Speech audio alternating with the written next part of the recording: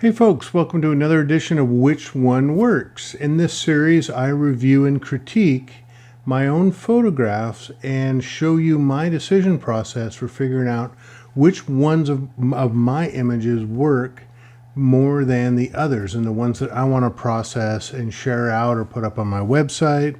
It's a really insightful series, and so thank you for watching. And if you haven't subscribed, please feel free to click the link, tickle the bell, do all that kind of stuff so you don't miss any future episodes. Now for this series, it's a fairly big one, and I just got back from Alaska and I took a group up to Katmai National Park to photograph the grizzly bears in the landscape in peak fall color. We had an amazing trip, saw a gob ton of bears. There were days when we saw 100 plus individual bears each day, and it was just more than we could imagine. So as you can expect, I came home with a lot of images, and it's been a tough road to cull through a lot of these images to figure out which ones were the cream of the crop. So I picked a few different series of images to show you today and to really dive into some of the details that I go to decide which one works better than another. And you know, for shooting a lot of wildlife stuff, of course, I'm oftentimes on a burst mode, so either low speed or high speed burst. So I'll capture multiple frames, oftentimes very, very similar frames. And so the distinction between one frame or another oftentimes is potentially just a blade of grass. It's a small micro expression in the animal. It's a slight shift in posture. It's a slight shift in the eyes that are open versus not open enough. A lot of times these details are really, really small, and if you're not looking closely, it's easy to go past them and potentially not pick the best photograph out of the bunch. So let's dive in, take a look at some of these examples, and we'll see what we see. All right, let's jump into the first series of images, and this series was captured in the first couple days, and we had hiked up into the tundra. This was a little bit later in the day because we had heard reports of this bear up behind our airplanes that were parked on the lake. And so we hiked up and we found this massive male grizzly bear. And so we squatted down in the low brush, and we were actually sitting in a blueberry patch and watched this bear walk around and feed on the blueberries and the grasses and that kind of stuff. So I captured a lot of different frames, but this is one series that I wanted to talk to you about. So here I've got 4 images to look at. Here's the first one. Here's the second one, here's the third one, and here's the fourth one. Now, which one works? You can see it's just a progression of the bear walking. This image I like. I can't really see his paws. He's got good eye contact with the camera. That's nice. This next one, kind of the same thing. The thing I don't like is how its back leg is a little bit too extended away from the animal, so it kind of gives me a weird unbalanced feeling to it. So compared to this and this feels like it's just too stretched out and it doesn't add to the value. And one of the things that really captured me about this sequence is a great eye contact with the camera, and there's a slight menace to the pose, with the animal's head down, kind of looking up at us. It feels a little bit aggressive, and that's something that I wanted to accentuate in this series is, you know, this is a dangerous animal. So let's look at the third image. Well, notice here, sorry about that. The third image, I've got great spacing of the legs, still great eye contact. Everything looks really nice. So this is a contender for me. And the last image, and this is the one that I ultimately picked, largely because look at the front paw. See how it is extended out and there's a slight bend in the wrist versus this? That little bit of bend adds some dynamic motion to this photograph. He's still got great eye contact with us, And at this angle, the other thing that I was really focused on is the hump on the back of the bear. And at this angle with this, that hump seems to be a little bit more pronounced to me than like in a shot like this. It's a little bit more in line with the animal, but here he's a little bit more of a side profile, and I really get that hump. I get the motion with the front paw, and I get great eye contact. So this is the one that works for me. Next sequence is just of a bear running after a salmon into the water. These really haven't been processed much, but I've got 3 images for you to look at. Here's the first one, here's the second one, and here's the third one. So out of these 3, which one works? I like this image from the standpoint of I get a great sense of action. I get a pretty good view of the bear overall, but if I look at his face, I've got a lot of water droplets on his face, but that's okay. I mean, it kind of adds to the action sequence. The thing that I don't particularly care for in this shot is this hind leg and the way it's picked up and the way it's positioned. It doesn't feel dynamic. It doesn't feel like action. This next shot, notice that I don't see the hind legs anymore. And I have a little bit less water on the face, so I've got a really great shot of the bear's face. But the thing that I love, and maybe it's just me, but the thing that I love is the front paw is up and out of the water, and you can see it. And there's a little bit of space between the paw and the water. So he's got good separation between the paw and the river. So this is a really nice shot. Then lastly, there's this shot, lots of action, lots of motion, lots of water splash. This is a decent shot. You know, in a shot like this, the paws and the claws don't mean anything because it's about the water and it's about the action of the bear in its entirety. So between these 3, this is the one that I chose that worked best for me, largely because of this front paw. It really gives this sense of this coiled energy starting to be released in motion. This type of stuff works really well. So this is the one that works. This next sequence is about a bear jumping into the water. And I've just got 2 shots for you. And this is a little bit subjective about what you like. So there's this shot, and then there's this shot. This shot, this first one, it's a great still photograph of a bear. He's intently looking down. You know that he's about ready to spring. You know, I got 2 feet with some great claw action going on right here. I think this is a really nice shot. The second shot, the bear starts to spring forward.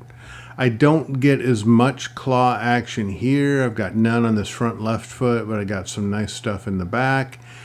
He's still at that same angle. I think that this shot doesn't show the bear as well as this shot, but because he's in motion and it's this little water splash right here that gives you this sense of motion, like, ooh, it's going down, it's happening now. That adds a little bit to the story of this bear sitting on the side of the river.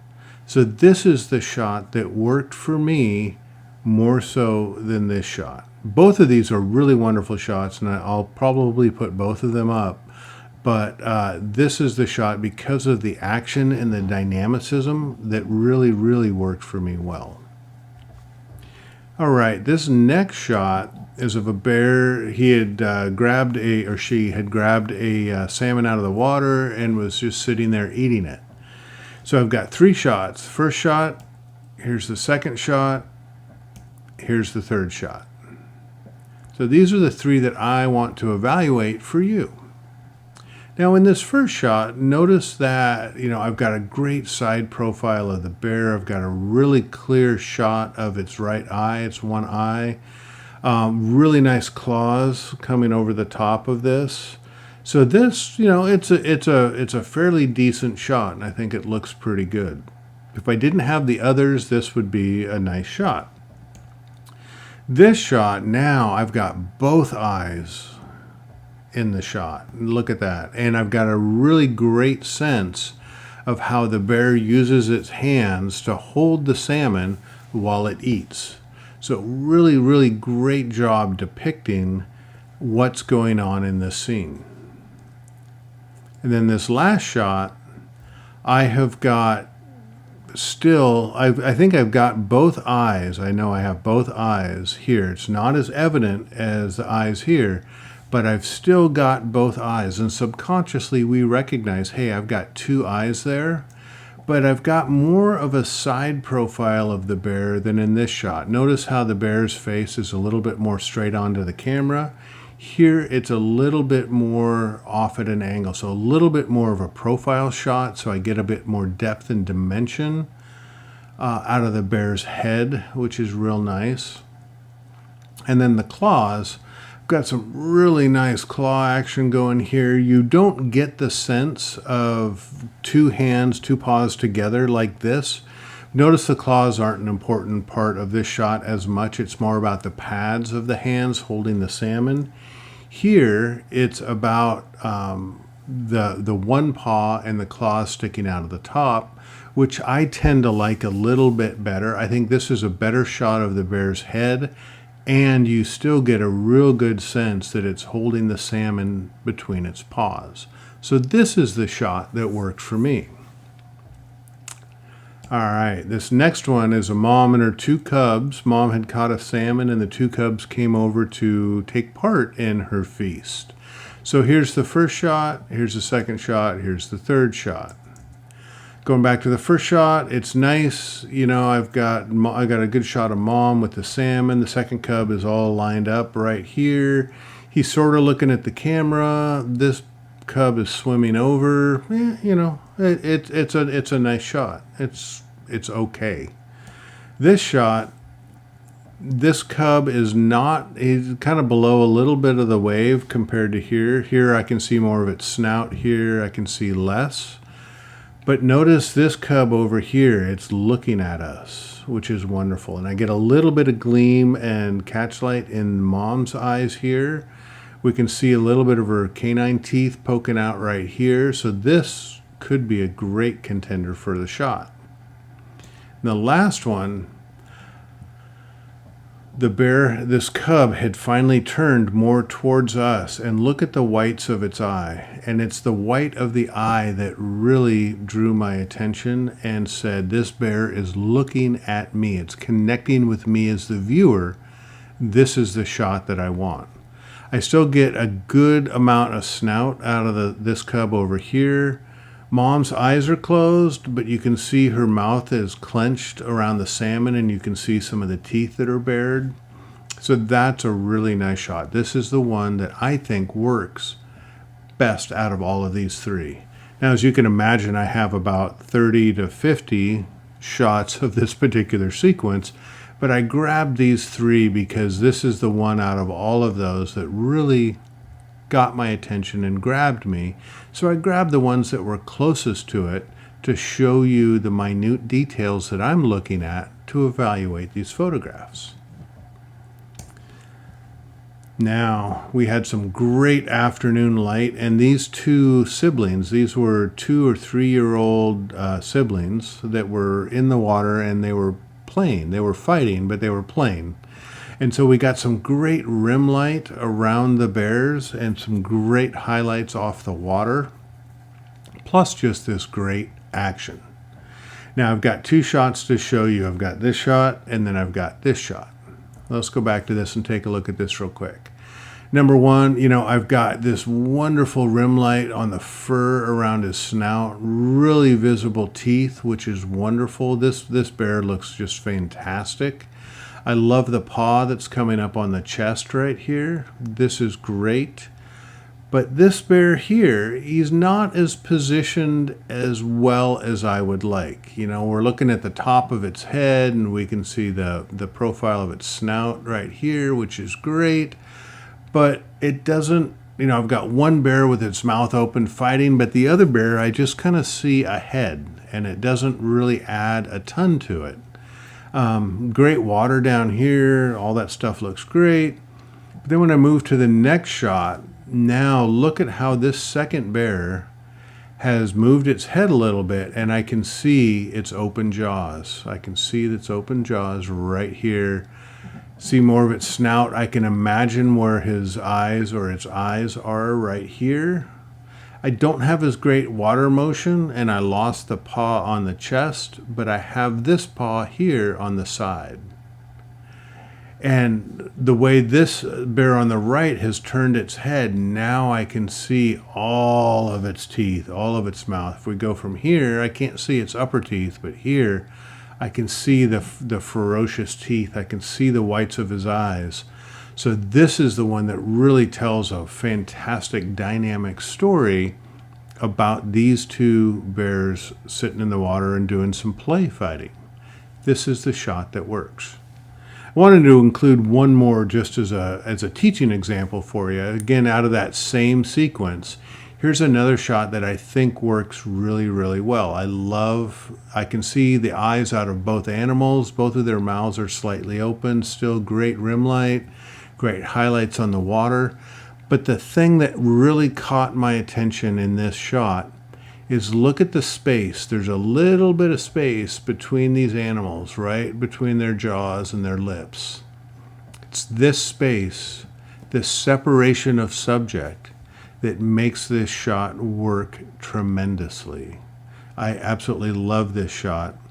And it's one that I think is going to go up and actually go up into my portfolio because of that space and separation. And I got a great view of both the animals.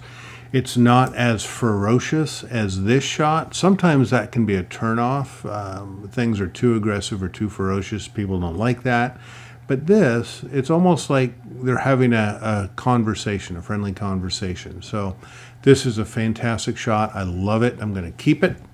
It works. And then lastly, we had these two cubs that were following mom along the riverbank. We saw them coming towards us, and so we walked out into the water. We had hip waders on, and so or chest waders. So we walked out into the water and let them pass along the riverbank. And so I took a sequence of photographs with the cubs, and I'll show you these. So here's 1, here's 2, and here's 3. Now, one of these has been processed, the rest of them haven't. But let's just take a look at this shot. Now, I like this photograph. It's nice. I've got some interesting, action with the way his front paw is extended, but I don't really care for it that much.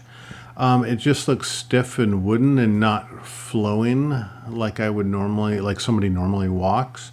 So, but this is a reasonable shot, and I really look at their eyes. This cub is looking at me, and this cub is looking at me. So both of that is relatively okay. Go back to the previous shot, and I look at the paws. I got this wonderful little bend in the front paw, which is great. This cub is looking at us, but not really direct on. This cub is looking at us a little bit more direct than in the previous shot. I love the paws, maybe not the best facial positioning towards the camera. So I don't know. And then lastly, I've got this shot where both cubs have their front left paws extended. This one's still in motion. You can see a little space beneath his paw with his claws sticking out.